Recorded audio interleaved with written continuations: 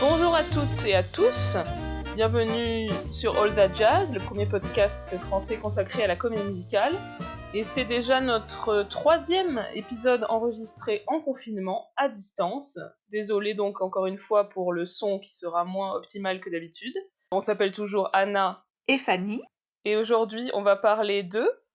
Tout le monde dit I Love You, donc un film de Woody Allen de 1996. Alors, une des raisons pour lesquelles on avait envie de vous parler de ce film, c'est que pour toutes les deux, ça fait partie de nos nombreux points communs, c'est un film qui a été assez important. Moi, je l'ai vu à l'adolescence, vraiment, je l'ai regardé un nombre de fois incalculable, en DVD. Je sais pas exactement si c'est moi qui avais acheté DVD ou si c'est mes parents qui l'avaient. C'était quelques années après la sortie, et c'était l'époque où je découvrais les films musicaux. Et pour moi, vraiment, je le mettais au même niveau que les grands classiques de l'âge d'or que je regardais tout le temps. Bah, pour moi, c'est tout pareil, hein. Bon, alors moi, j'avais 12 ans, parce que je suis de quelques années tournée-née. 12 ans quand il est sorti en France, mais je suis pas sûre de l'avoir vu en salle. Mais en tout cas, je l'ai vu assez peu de temps après la sortie, hein. Il me semble que j'avais et que j'ai encore la VHS. Et j'ai écouté aussi le CD très longtemps après la sortie. J'ai chanté les chansons, donc voilà, c'est vraiment un film coup de cœur. Et pareil, un peu comme toi, Anna, je faisais pas vraiment la différence entre ce film et les grands classiques auxquels le film rend hommage. J'étais surtout hyper contente à l'époque parce que ça a donné aux médias l'occasion de parler un peu de ces classiques que j'avais l'impression alors d'être la seule, en tout cas la seule ado à connaître. Oui, d'ailleurs, en plus, les années 90, c'est vraiment une période où il n'y avait pas grand-chose en comédie musicale, donc ça changeait un peu. Voilà, c'était tout ce qu'on avait à se mettre sous la dent. Alors, qui est le réalisateur de ce film? C'est Woody Allen, évidemment, réalisateur très connu, un réalisateur juif new-yorkais, né en 1935, qui a réalisé près de 50 films, environ un film par an depuis la fin des années 60, ça fait beaucoup. Alors, on doit vous dire quelque chose, chers auditeurs, chères auditrices.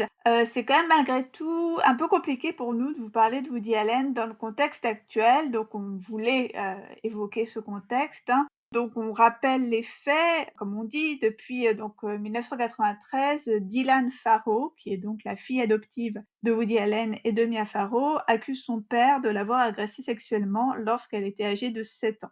Donc ces accusations ont à l'époque fait l'objet de plusieurs rapports d'expertise médicale et judiciaire et les charges envers Woody Allen ont été abandonnées faute de preuves suffisantes, mais c'est une affaire qui a été récemment remise sous les projecteurs dans le sillon de l'affaire Weinstein, affaire Weinstein qui a éclaté grâce au travail de Ronan Farrow, donc le fils aussi de Mia Farrow et de Woody Allen. Donc il y a eu un regain d'actualité sur cette histoire donc qui date des années 90. Personnellement, donc moi je suis une très grande fan de Woody Allen. Je connaissais, je l'avoue, hein, ces accusations qui étaient faites dans les années 90, mais je m'étais un peu abritée entre guillemets derrière le fait que Woody Allen a été innocenté par la justice. Mais aujourd'hui, je suis davantage mal à l'aise. Il me semble compliqué enfin de faire cette fameuse, avec tous les guillemets possibles, puisque ça n'existe pas, différence entre l'homme et l'artiste. Et aussi compliqué d'ignorer totalement la parole de Dylan Farrow qui a toujours maintenu ces accusations. Donc moi personnellement, je sais pas ce qu'il faut faire dans ces cas-là. En l'absence de condamnation, est-ce qu'il faut cesser de parler du cinéma de Woody Allen? Bah personnellement, moi j'ai pas la réponse et je sais pas. Mais en tout cas, bah avec Anna, on voulait malgré tout vous parler de ce film qui nous tient à cœur et qui a été important pour nous à un moment donné de notre vie. Merci Fanny pour cette mise au point à laquelle je souscris entièrement. Est-ce qu'on peut faire un petit rappel sur la place de ce film dans la carrière de Woody Allen?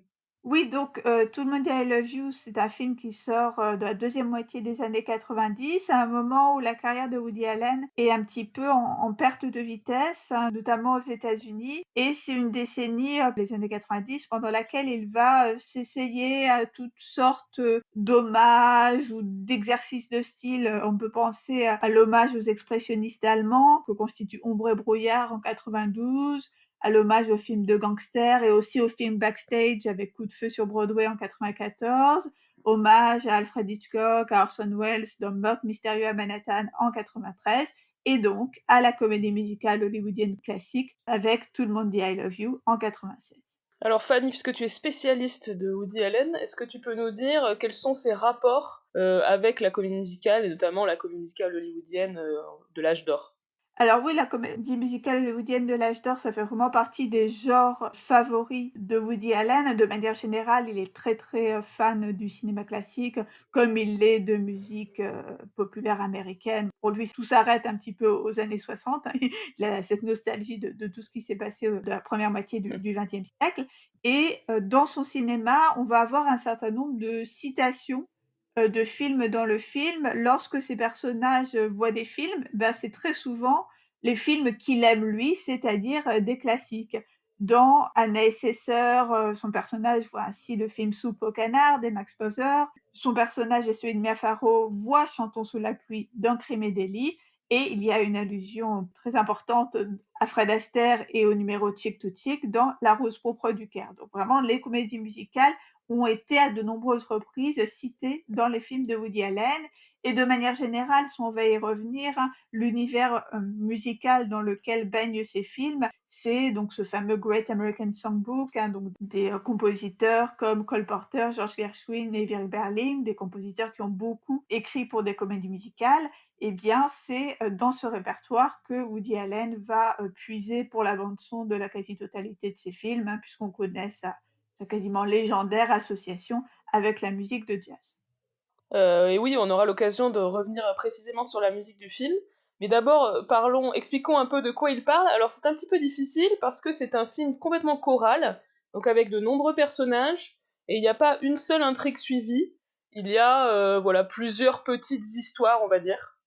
Oui, c'est en fait juste une chronique familiale, hein, une famille recomposée qu'on suit au fil des saisons, avec ce truc-là encore très calqué sur le modèle du classicisme hollywoodien et notamment du mélodrame, de faire défiler, les saisons pour, rythmer le passage du temps.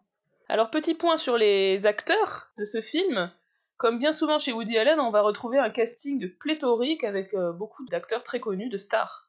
Oui, alors bien sûr, on a Woody Allen, lui-même, hein, puisqu'il joue dans beaucoup, beaucoup de ses films, hein, et notamment jusqu'au milieu des années 2000, hein, quasiment systématiquement. Donc là, il joue un des rôles principaux. Il est, Woody Allen en lui-même, en fait. On a ce rôle un peu caricatural qu'il joue de façon récurrente dans ses films, c'est-à-dire un personnage qui va pas arrêter de se plaindre, d'être malheureux et d'être notamment malheureux en amour, ce qui ne l'empêchera pas à séduire les plus belles actrices d'Hollywood. À ses côtés, on trouve Goldie Hawn, donc qui joue le personnage de son ex-femme dans le film, une actrice américaine très populaire dans les années 80-90. Mais moi, j'avoue que le seul autre film dans lequel je l'ai vue, c'est La mort vous va si bien, le film de Robert Zemeckis de 92. Et j'ai appris hier, en faisant des recherches sur Goldie Hawn, que c'était la mère de Kate Hudson, ce que je ne savais pas du tout. Moi non plus. On trouve également au casting Alan Alda, qui donc joue l'actuel mari du personnage de Goldie Hawn. Donc Alan Alda, moi c'est un acteur que j'aime beaucoup, qui est un habitué des films de Woody Allen, hein, qui a aussi joué dans Crime et délit, dans Meurtre mystérieux à Manhattan, qui joue d'ailleurs souvent un peu le rival du personnage de Woody Allen, hein, dans Crime et délit par exemple. Et même dans Meurtre mystérieux à Manhattan, il joue à chaque fois des personnages très très insupportables. Bon, ici, finalement, ses relations avec le personnage de Woody Allen sont plutôt bonnes. Et il a joué notamment dans la série MASH dans les années 70 et aussi dans The West Wing, ce que je ne savais pas, que tu as noté toi, Anna, si tu veux nous en dire un peu plus. Oui, il apparaît dans je crois, les deux dernières saisons de The West Wing, donc à la Maison Blanche, une série absolument exceptionnelle que j'adore, où il joue le candidat républicain qui va s'opposer donc au personnage du candidat démocrate, et c'est vraiment un super rôle. Moi aussi, comme toi, j'aime vraiment beaucoup Alan Alda, j'adore cet acteur. On trouve aussi dans ce film Drew Barrymore, donc qui joue la fille de Goldie Hawn et Alan Alda, donc célèbre enfant star de E.T., hein, qui fait un comeback très réussi dans les années 90 avec plusieurs films à succès et notamment Scream, la même année que Tout le monde dit I Love You, donc c'est-à-dire 96. Après, elle aura, je crois, un passage à vide avant de revenir récemment en tant que productrice, il me semble, et Mm. aussi notamment dans la série The Santa Clarita Diet, que j'ai personnellement beaucoup aimé. Merci pour ce conseil. Autre acteur, c'est Edward Norton, qui va jouer donc le fiancé de Drew Barrymore. Lui, c'est un de ses premiers films en fait, et il va devenir très connu par la suite avec des films comme American History X ou encore Fight Club. on peut dire que c'est pas vraiment le même style. On trouve aussi à l'affiche de Tout le monde dit I love you, Julia Roberts, donc qu'on ne présente pas évidemment, un méga superstar, de l'époque. Enfin, je pense que c'était vraiment le je sais pas, pour moi, dans les années 90, c'était, j'ai envie de dire presque l'essence même, enfin l'archétype de ce que c'était que la star, Julia Roberts. Je sais pas, je Mm. sais pas pourquoi. Bah, il y a Pretty Woman en 1990, Erin Brockovich en 2000, donc c'est vraiment sa grande décennie à Julia Roberts. Et comme on le disait, son personnage va tomber sous le charme du personnage campé par Woody Allen, en dépit de toute vraisemblance, si on peut dire. C'est ce que j'allais dire, c'est pas très très crédible. Woody Allen se fait un peu plaisir. Toujours. Autre acteur, c'est Tim Roth. Lui aussi, comme Edward Norton, il est connu pour des films vraiment très différents, et notamment les premiers films de Quentin Tarantino, Reservoir Dogs et Pulp Fiction, qui sont sortis au début des années 90. Ici, il joue un repris de justice un peu chelou, donc on va dire que sa persona est préservée. On a aussi, en version, bébé, si je puis dire, 3 jeunes actrices qui, sont devenues, très très connues par la suite, hein. On a ainsi, Nathalie Portman qui joue une des petites sœurs de cette famille. Oui, elle avait 15 ans à l'époque, mais voilà, Nathalie Portman, on sait qu'elle avait commencé très tôt sa carrière, puisque 2 ans auparavant, elle avait connu le succès dans le film Léon de Luc Besson. Et donc, sa sœur, jumelle, ou en tout cas qui a l'air d'être du même âge, est incarnée, elle, par, Gaby Hoffmann, donc une actrice, qu'on a vue, plus récemment dans la série, Transparent. Et enfin, la narratrice est incarnée par, Natasha Lyonne, qu'on a, vue dans multiples, films et séries, et notamment, dans Orange is the New Black. Oui, s'il fallait trouver une héroïne au film, je dirais que c'est plutôt elle. Mmh. C'est elle qui narre le film, comme tu viens de le dire. On a sa voix off qui va intervenir régulièrement tout au long du film. Comme souvent chez Woody Allen, on a assez souvent cet usage, de la voix off, hein, qu'on pense par exemple au début de Manhattan, il aime souvent mettre en scène, le narrateur. Oui. Petite chose que j'avais notée, c'est que tout le monde chante avec sa propre voix, sauf Drew Barrymore qui est doublé. Alors je me suis vraiment demandé pourquoi, parce que les autres, on va dire, sont pas forcément top non plus. Je veux dire, Julia Roberts ou encore Tim Roth, c'est pas des grands chanteurs. Bah, c'était voulu apparemment par Woody Allen que ce soit pas spécialement des grands chanteurs, hein, vraiment que ce soit pas des pros, mais des gens qui chantent, avec leur voix ordinaire. Et apparemment, Drew Barrymore, elle chantait vraiment trop mal. Bon, on sait pas si c'est vraiment véridique ou si, elle doutait de ses capacités. Moi, je pense que c'est ça. J'ai lu qu'elle avait convaincu Woody Allen que vraiment elle ne pouvait pas chanter tellement c'était mauvais. Je pense que voilà, elle manquait de confiance en elle. Voilà. Nous, on l'aurait bien entendu, Drew Barrymore. Ne sois pas timide. Tout à fait. Alors c'est vrai qu'aucun des comédiens n'est vraiment spécialiste du genre, et d'ailleurs tout ce qui est danse c'est vraiment minimal, et le numéro le plus spectaculaire en termes de danse, qui est Captain Spaulding, on va en reparler plus tard, n'est pas du tout interprété par les personnages principaux. Goldie Hawn est celle qui sort vraiment du lot, elle est vraiment bonne en chant comme en danse, et du coup j'ai lu Mmh. qu'apparemment Woody Allen lui avait demandé de chanter moins bien que ce qu'elle ferait naturellement, pour rester justement dans cette logique de la voix banale des gens banals, quoi. Et moi, ce qui m'avait marqué, c'est que la critique, et notamment la critique française, a été un petit peu dure avec le film, du fait de cette imperfection des numéros. Personnellement, je trouve que c'est un peu un faux débat, parce que c'est évident que c'est un film hommage, en fait, qui va pas prétendre rivaliser avec les comédies, musicales classiques. Mmh.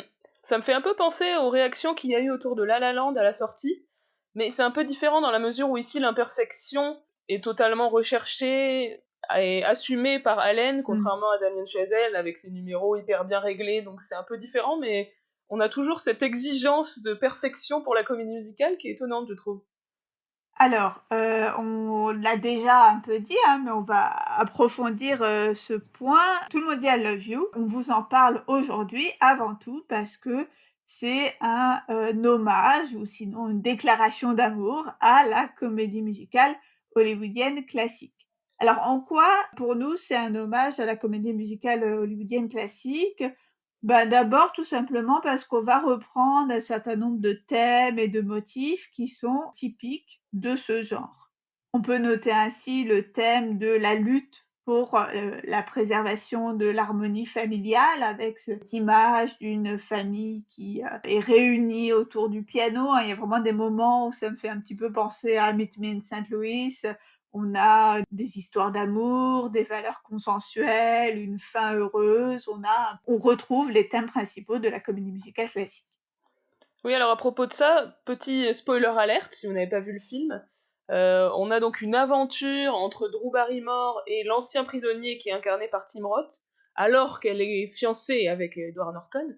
Et c'est vraiment une minuscule incartade et elle va bien vite revenir dans le giron familial. Il y a presque un côté la morale est sauve à la fin, les adultères finalement n'ont pas marché et hop, tout le monde se retrouve et la famille est réunie. Moi, ce qui m'a toujours étonnée un petit peu, c'est le tout début, en fait. Donc, lorsqu'elle commence sa narration, Juna a dit que sa famille ne correspond pas à la famille typique de comédie musicale parce que, je cite, d'abord, on a de l'argent. Moi, c'est quelque chose qui m'a toujours un peu étonnée parce que, bon, quand même, dans la majorité des comédies musicales, on se déroule quand même dans un univers assez cousu ou en tout cas pas spécialement pauvre, hein. Donc on pense à l'ensemble des films de Fred Astaire, on est plutôt dans des univers assez enchantés, donc ça m'a toujours paru un peu bizarre ce premier commentaire. Oui, c'est vrai. Alors peut-être que les comédies musicales sur le thème de la famille se déroulent plus souvent dans des milieux modestes ou au moins dans la classe moyenne. Donc comme tu disais, Meet Mmh. Me in St. Louis. Je pensais aussi à la famille de Dorothy dans Le Magicien d'Oz. Et c'est vrai que les familles de la comédie musicale hollywoodienne classique sont rarement new-yorkaises. Elles sont plus souvent dans des petites villes, etc. Tandis que New York est beaucoup plus présent dans les histoires où il y a des personnages jeunes, les histoires de couples qui vont se former, et puis aussi évidemment les comédies musicales backstage. Ouais, c'est vrai, ça peut être, une piste pour, interpréter ce commentaire. On retrouve aussi, pas mal de motifs, outre les thèmes, hein, aussi des motifs, esthétiques, si on peut dire, de la comédie musicale classique. Je pense par exemple au numéro d'ouverture où on a cette séquence avec les mannequins, tu sais? Ce côté, défilé là, c'est vraiment typique de la comédie musicale, hein, depuis les Ziegfeld Follies jusqu'à des films comme Drôle de frimousse, Cover Girl ou Chantons sous la pluie. Ce côté défilé de mode, pour moi, ça évoque tout de suite le musical. Et aussi, on retrouve des types de chansons, et notamment la forme de la chanson passe de langue, hein, dont on a déjà parlé plusieurs fois, je pense, hein, cette fameuse chanson relais qui ouvre Meet Me in St. Louis. Eh bien, on en a à plusieurs reprises des exemples dans Tout le monde dit I love you, et notamment dans le numéro Making Whoopi à l'hôpital où la chanson se diffuse d'infirmière en patient en passant par des médecins. Oui, et les numéros d'ouverture aussi, les passe-langues. C'est Just You, Just Me, donc chanté par Edward Norton à Drew Barrymore en mode sérénade amoureuse. Puis ensuite, c'est repris par des passants. Il y a un mec qui fait la manche, il y a une vieille dame avec son infirmière. Et on a aussi, la première fois qu'on entend la chanson I'm Through With Love, c'est aussi passe-langue, puisqu'on est d'abord sur Nathalie Portman qui chante I'm Through With Love parce qu'elle a son premier chagrin d'amour. Ensuite, on a Alan Alda qui le chante de manière assez comique parce qu'il est triste de perdre son gendre à ce moment-là. Et ensuite on bascule sur Edward Norton qui vient de se faire plaquer, et ensuite on passe au nouveau mec de Jonah, donc la narratrice, qui est un rappeur, et qui rappe I'm through with love and through with all you motherfuckers. Ça m'a toujours fait rire ce moment. Ouais, j'adore aussi ce moment où finalement la répétition du motif, elle est presque moquée, quoi, avec le côté méta de Goldie Hawn qui recadre Alan Alda en lui disant: «Mais qu'est-ce que tu chantes? C'est pas toi qui viens de te faire plaquer». Enfin, il y a plusieurs moments un petit peu méta dans le film qui sont rigolos. Oui, c'est très drôle, oui. Alors, nous l'avons annoncé tout à l'heure, passons à la musique de ce film. Lorsque Woody Allen cite les comédies musicales qu'il préfère, c'est vraiment les grands classiques des années 40, les films de la MGM, de la Fried Unit. C'est aussi ces films qu'il va citer dans ses films à lui, comme on le disait tout à l'heure. Et pourtant, en fait, pour son film hommage à la comédie musicale, il va puiser dans un autre répertoire, plutôt des airs moins connus et un petit peu plus anciens. Je pense à certains standards issus de spectacles de Broadway comme, Whoopi, une comédie musicale de 1928, puis un film de 1930. Les numéros My Baby Just Care for Me et Making Whoopi sont issus de ce spectacle. On a aussi Just You, Just Me, qui est une chanson extraite du film musical de 1929 Marianne, dont j'ai personnellement jamais entendu parler, mais qui est une chanson très connue et qui est notamment reprise par Liza dans New York, New York, on en avait parlé. Ah oui. Et on retrouve aussi plusieurs chansons issues des comédies musicales des Marx Brothers, hein. Donc les Marx Brothers sont une inspiration tout à fait reconnue, assumée de Woody Allen. On a 2 chansons du film L'explorateur en folie, en anglais Animal Crackers, un film de 1930. La première d'entre elles, c'est le numéro qu'on a déjà cité, Hooray for Captain Spaulding. Alors ici, c'est devenu une chanson en français, donc elle est traduite. C'est complètement improbable ce moment, mais j'adore. C'est le seul Ouais. moment qui est un spectacle au sein du film, en fait, puisque c'est un numéro qui est joué lors d'une soirée de réveillon à Paris sur le thème des Marx Brothers. C'est marrant, tous les invités ont des grosses moustaches et des gros sourcils. Et ouais, c'est rigolo, ce moment un peu sorti de nulle part. Entre un peu dans cette tradition des comédies musicales non backstage, où il va y avoir quand même un numéro qui va relever du spectacle à un moment. Et alors, j'ai percuté seulement en le revoyant pour préparer l'émission que, en fait, il s'agit d'un hommage donc aux Marx Brothers qui a lieu à la Cinémathèque. Je sais pas si tu as entendu ça, tu sais, dans la scène juste avant qu'ils partent pour la soirée. Ah, Ils disent ça, mais c'est même pas sous-titré, en fait. J'ai vraiment juste entendu, tu fais partie du comité de la Cinémathèque. Et après, j'ai percuté, bah oui, c'est à Chaillot, en fait, que c'est filmé. d'accord! J'avais pas capté, Mais effectivement. moi non plus. Et deuxième chanson de Animal Crackers, la chanson I'm a Dreamer, Aren't We All? Oui, alors qui vient à la base d'un autre film musical dont j'avais jamais entendu parler, de 1929, qui s'appelle Sunny Side Up, mais à laquelle il est fait référence dans Animal Crackers, dans un jeu de mots par Groucho Marx. Donc vraiment, on a des références hyper pointues dans ce film. Ah ouais, c'est vraiment pour les exégètes des Marx Brothers. Et autre chanson des Marx Brothers, une chanson donc de Plume de Cheval, un film de 1932, qui est la chanson titre Everyone Says I Love You.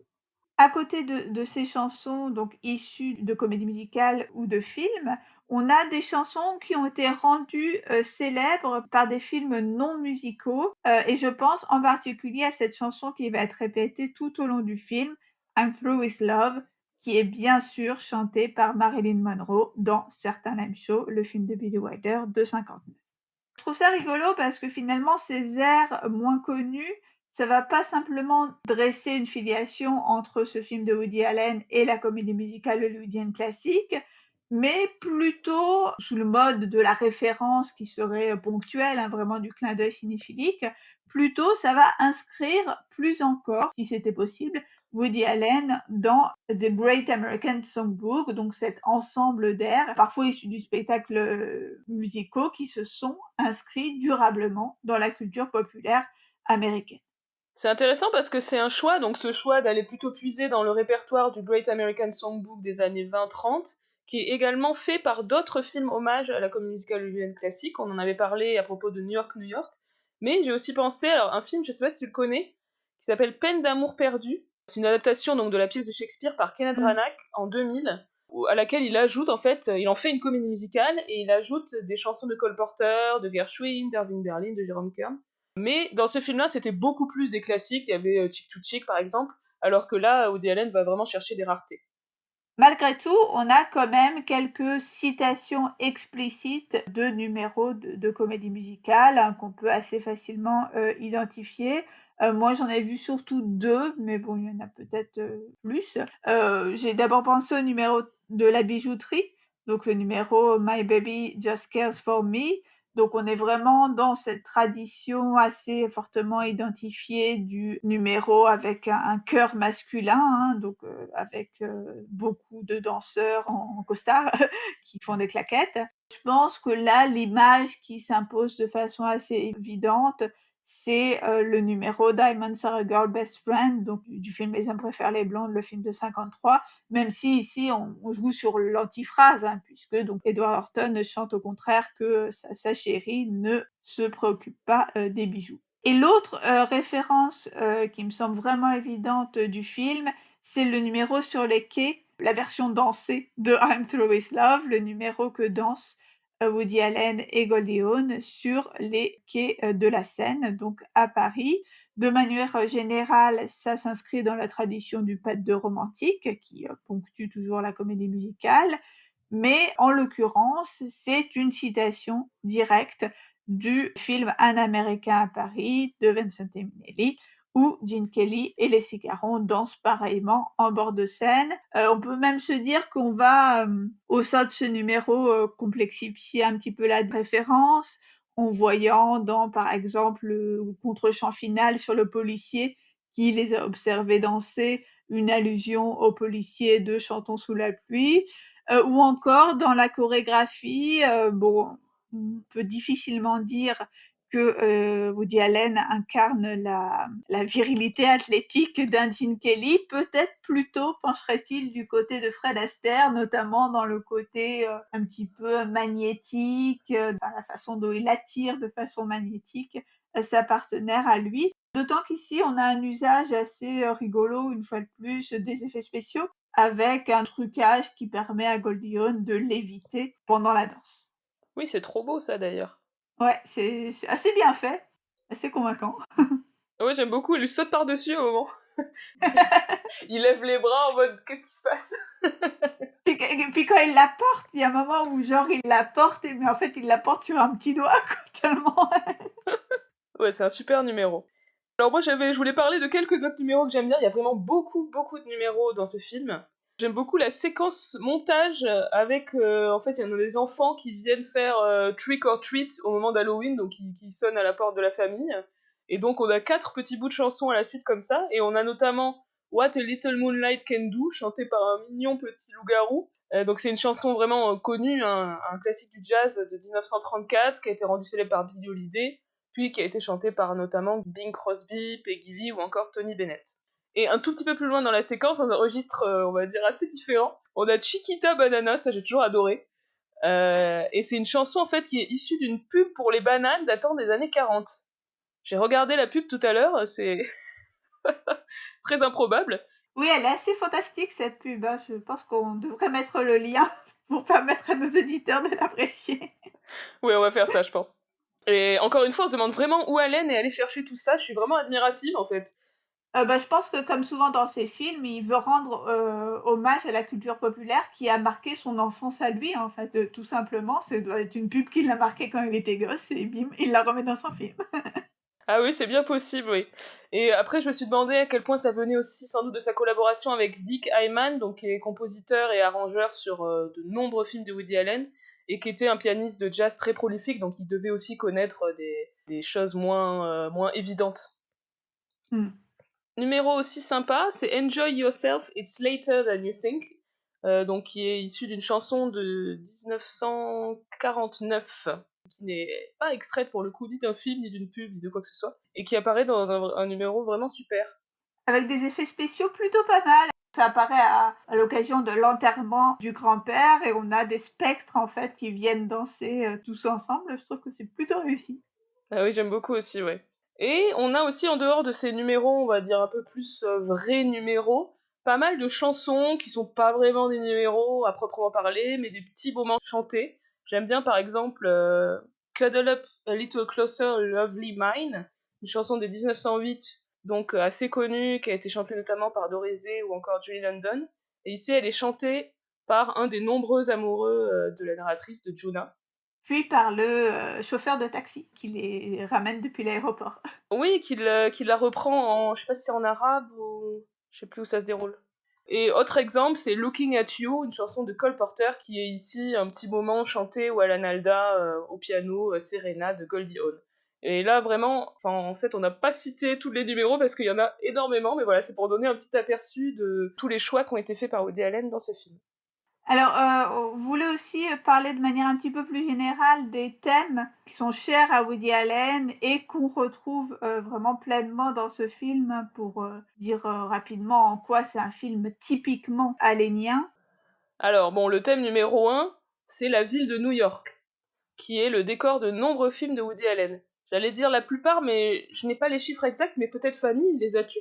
Mais figure-toi, ma chère Anna, que j'ai fait quelques statistiques sur la question et que donc sur les 49 films qu'il a pour l'instant réalisés, 27 se situent à New York, donc un peu plus de la moitié. Et surtout qu'entre 1984 et 2004, on a 23 films réalisés, dont 20 se situent à New York, hein. Donc vraiment, sur cette période, quasiment uniquement des films new-yorkais. Alors ici, on voyage également en fait à Paris et à Venise. D'ailleurs, le thème du voyage et du tourisme est aussi assez fréquent chez Woody Allen, et notamment, je dirais, dans la deuxième partie de sa carrière, ces 20-25 dernières années. Paris et Venise, des villes que le réalisateur aime beaucoup et de toute façon il aime à dire en entretien qu'il ne tourne que dans des villes où il peut vivre les quelques mois nécessaires du tournage. On retrouve aussi dans Tout le monde dit I love you quelque chose qui est récurrent chez Woody Allen, à savoir le portrait de la bourgeoisie new-yorkaise cultivée. Donc ici, on est dans une famille de libéraux démocrates, des personnages donc CSP+++, qui travaillent dans plus ou moins le domaine artistique. Le personnage de Woody Allen ici est écrivain et Goldie Hawn est elle, on va dire, philanthrope professionnelle. Elle passe ses journées à organiser des galas de charité et autres événements mondains. Oui, c'est pour ça d'ailleurs qu'elle se retrouve avec le personnage de l'ancien prisonnier, parce elle est très généreuse, elle veut le réhabiliter, etc. C'est assez rigolo. Donc c'est des personnages qui sont, bien que très très riches, libéraux, donc démocrates. Et il y a un gag très très marrant du fils, on n'a pas parlé de ce personnage, C'est vrai. le fils de la famille, qui est républicain conservateur, et qui a des longues discussions avec son père où il dit moi je suis pour le port d'armes, la prière à l'école, etc. Et le père ne comprend pas, les parents ne comprennent pas comment ils ont pu avoir un tel enfant. Et à la fin du film, on découvre qu'il avait un souci au cerveau, et quand le souci est réglé, bah tout d'un coup il devient démocrate, il adhère au parti, c'est très très marrant. Autre thème donc vraiment récurrent chez Woody Allen, c'est le thème de l'adultère ou plus généralement des histoires d'amour qui tournent mal. Donc ici avec le personnage de Drew Barrymore et son attirance irrésistible pour quelqu'un d'autre, même si cette attirance est momentanée, eh bien ça c'est quelque chose qu'on a de façon récurrente chez Allen, que ce soit dans Celebrity, dans Anything Else, Manhattan. La plupart, en fait, des couples qui se forment dans les films de Woody Allen ne durent pas le temps du film. Oui, et on a aussi donc le personnage de Julia Roberts qui va succomber au charme de Woody Allen alors qu'elle est mariée, mais ça va pas durer en fait, à la fin elle va retourner à sa vie.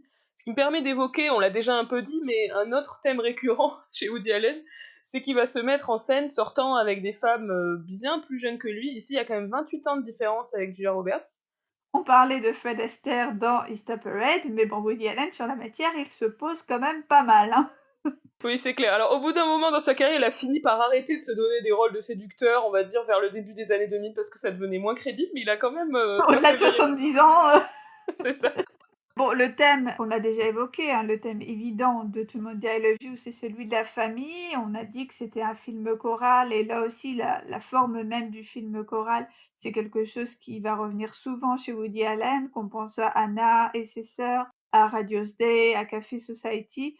On a une galaxie en fait de films choraux chez Woody Allen. Et d'ailleurs, si on pense à la scène d'ouverture de Tout le monde dit I love you, c'est vraiment exemplaire des scènes d'ouverture des films choraux de Woody Allen, de la même façon qu'on va commencer Radio's Day et Anna et ses sœurs, avec en général un membre de la famille qui va successivement présenter tous les autres, sous la forme à chaque fois de petites vignettes qui vont évoquer chaque personnage en quelques traits.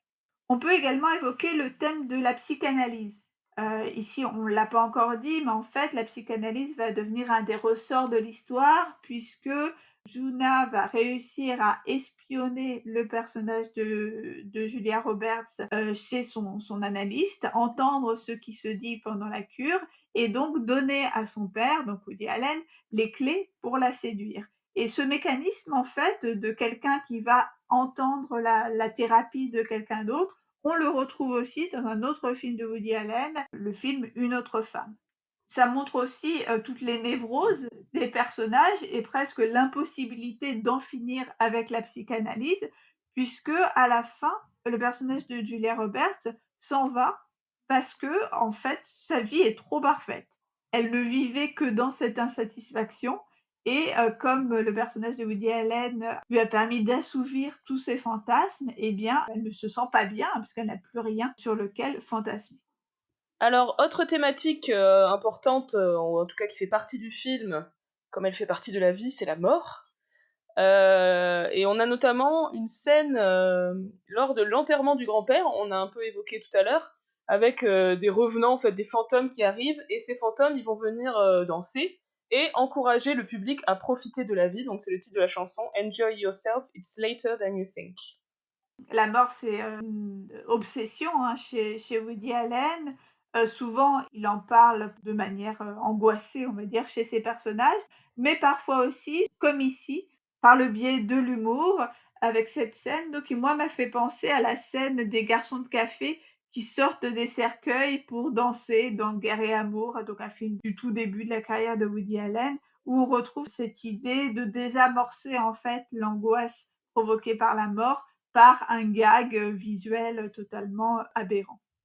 Enfin, dernier thème que je voulais évoquer chez Woody Allen, le thème de la magie, avec les séquences dansées, ces apparitions de spectres. On a toujours une petite dose de magie.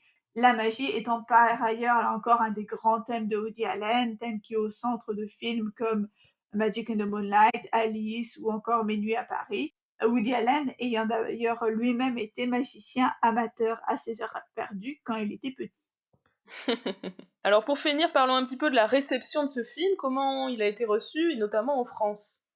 Alors il est sorti le 12 février 97, il a fait 1,6 million d'entrées, c'est le 7e plus gros succès de Woody Allen à ce jour en France, et un film qui a été nominé pour le César de meilleur film étranger.